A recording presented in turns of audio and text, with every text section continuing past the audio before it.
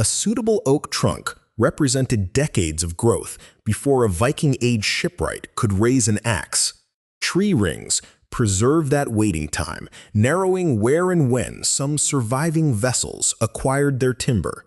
The measurement answers provenance and chronology better than it answers who controlled the woodland. That unresolved control makes timber strategic because forests supplied mobility, shelter, fuel, and political infrastructure simultaneously. Every decision to build consumed material that could not be replaced within one campaigning season. Scandinavian woodland was extensive, but useful timber was never simply interchangeable or equally accessible. Straight grain favored cleft planks, natural curves suited frames, and long trunks served keels or masts. Builders matched species and shape to function through knowledge accumulated before the conventional Viking Age. Oak offered strength and durability for many hull components, especially in southern Scandinavian traditions. Pine could provide planking and masts, particularly where geography and established practice favored it. Birch, alder, ash, willow, and other woods filled specialized roles in vessels, tools, containers, and buildings. Forest was therefore an inventory of possibilities rather than a uniform mass of construction material. Shipwrights searched living trees for lines already approaching the pieces they required. Natural crooked growth reduced the need to cut across fibers when fashioning curved internal timbers. For planks, splitting a log along its grain-preserved strength better than sawing through those fibers. This method demanded large sound trunks and produced waste alongside unusually resilient boards. One exceptional hull could absorb selected trees from a wide collecting area. Transporting heavy logs then required paths, water, animals, boats, and coordinated labor. The strategic problem began before construction, with access to mature woodland and permission to fell. Property arrangements are incompletely documented for the early period, and later law codes cannot supply every missing rule. Nevertheless, timber rights must have mattered wherever shipbuilding competed with farms, halls, fences, and fuel. Wood-warmed houses, cooked meals, dried products, and fed the charcoal production essential to ironworking. Tar production drew upon pine-rich landscapes and supplied protective treatment for maritime materials. Rope, sailcloth, and iron fastenings completed ships, but woodland products framed nearly every stage. Choosing one use could constrain another when labor or suitable trees became scarce. An ambitious leader could request a vessel, yet command alone could not accelerate centuries of tree growth. Ship construction, therefore, exposed political power to ecological schedules it could influence but never abolish. The best evidence comes from wrecks whose preserved timbers retain species, tool marks, repairs, and annual growth rings. Dendrochronology compares ring patterns, sometimes dating felling closely and associating wood with a broad growth region. Such results have revealed vessels assembled from timber originating beyond their final deposition places. They demonstrate material movement, although purchase, tribute, salvage, and seizure may look identical inside the wood. The Skuldelev ships, sunk near Roskilde around the late Viking Age, illustrate varied maritime purposes and building histories. These vessels were not 5 versions of one longship, but included cargo craft, warships, and smaller working forms. Their timbers show that Scandinavian shipbuilding drew upon regional traditions and far-reaching supply connections.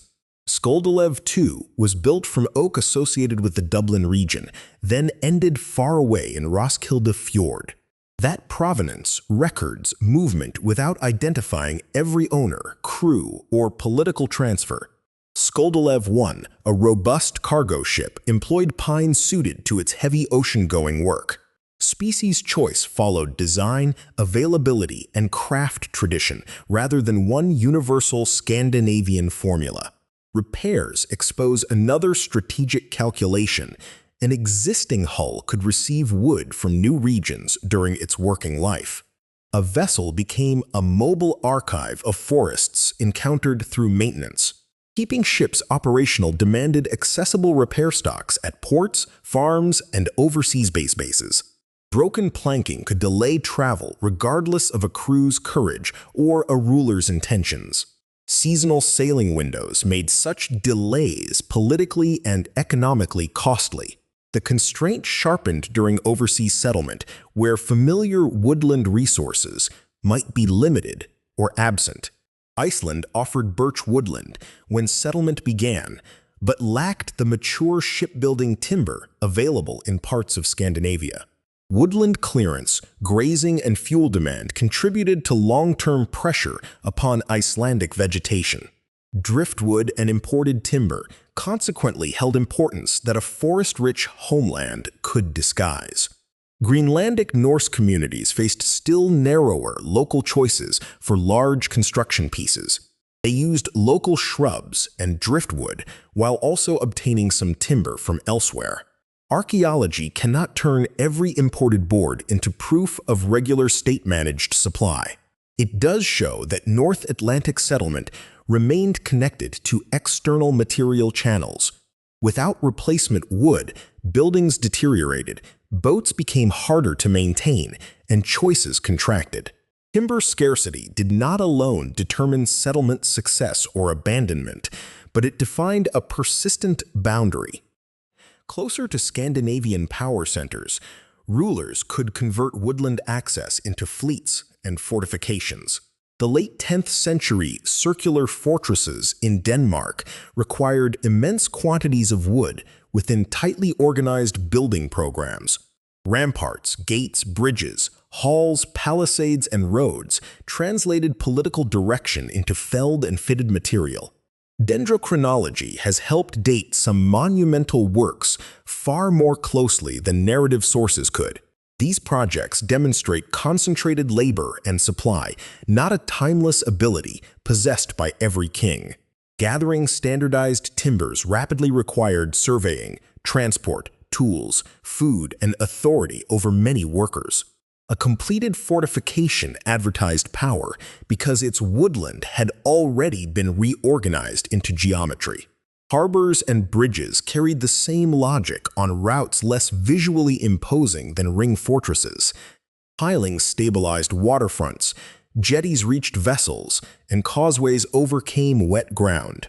Repeated repairs meant political infrastructure continued consuming trees after ceremonial completion. Markets depended upon this wooden landscape of stalls, fences, chests, carts, boats, and landing structures. Most of it decayed, leaving post holes, waterlogged fragments, or dark stains where walls once stood. Preservation therefore understates wood's share of the Viking Age material economy. Museums display metal and stone more readily because those substances survive exposure. Yet the original world was built largely from organic matter, with timber carrying heavy structural burdens. Wood also turned military intentions into transport across shallow rivers, open seas, and defended coasts. Warships required carefully chosen hull materials, while cargo vessels prioritized capacity, seaworthiness, and durable service. Small ferries and fishing boats sustained local connections from which larger expeditions drew support. Calling every craft a longship hides the breadth of timber demand. So does counting only newly built vessels, because maintenance consumed planks, pegs, masts, oars, and spars. Sails depended on textile labor, but masts and yards gave that labor a working frame. Oars transformed crew strength into propulsion whenever wind failed or maneuver demanded precision. Shields might line a vessel in particular contexts, while chests and barrels organized supplies below. Timber joined these activities without erasing the need for iron, wool, hides, food, and skilled hands. Its strategic quality came from being both foundational and locally specific. Abundant trees did not guarantee suitable trunks near navigable transport. A usable oak too distant from water could cost more labor than a nearer pine adapted to the task. Shipbuilders responded through material knowledge rather than strict adherence to an ideal species. Some vessels incorporated reused wood, a choice that conserved labor and available stock. Recycling also makes total consumption difficult to reconstruct from excavated hulls. Political competition probably intensified demand unevenly, as rulers assembled ships, defenses, hulls, and bridges. No surviving ledger calculates a Scandinavian timber budget across the Viking Age. Regional pollen records can chart vegetation change, but separating shipbuilding from farming, fuel, and climate requires caution. Tree ring evidence offers finer dates, although it samples only preserved and studied wood. Experimental shipbuilding demonstrates the labor and material possibilities of traditional techniques. Together, these methods reveal constraints that written chronicles rarely noticed. An annalist might record a fleet without naming the foresters who selected its trunks. A royal monument might celebrate conquest while remaining silent about woodland rights behind the achievement. Timber shifts attention from the moment of departure to the years of preparation embedded in every hull. It also explains why maritime capacity could cluster around experienced communities and dependable supply zones. Knowledge traveled with craftspeople, but mature forests could not be moved so easily. Powerful patrons could attract shipwrights, secure labor, and redirect finished vessels. Their hardest limit remained the biological timetable recorded in the wood itself. The strategic map of the Viking Age was therefore partly a map of species, watersheds, ownership, and transport costs. Its roots began in forests long before they appeared as wakes across the sea. At the root's end, Dendrochronology can sometimes return a weathered plank to the region where its tree grew. What it cannot yet recover is the precise bargain, obligation, or command that brought the axe to that trunk.